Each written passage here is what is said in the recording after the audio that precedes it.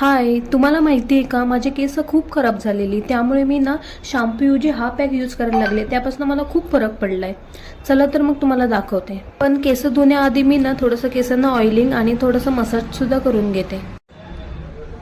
असो, मी जो pack use करते ना त्यामध्ये ह्या पावडर यूज करते. त्यामध्ये एक आहे भृंगराज पावडर. ही केसांसाठी खूप फायदेशीर आहे, ज्यामुळे केस गळणे कमी करते आणि कोंढा कमी करण्यास सुद्धा मदत होते.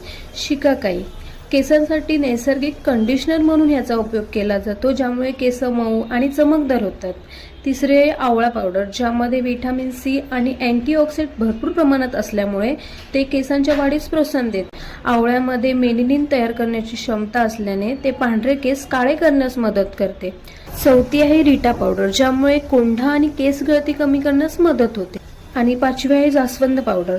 जास्वंदीच्या फुलामध्ये असलेले पोषक तत्व केसांच्या वाढीसाठी आवश्यक असतात, ज्यामुळे केस लांब आणि दाट होतात. तर ह्या सगळ्या पावडरी आपल्या केसांसाठी खूप उपयुक्त आहेत, ज्यामुळे मी हा यूज करते.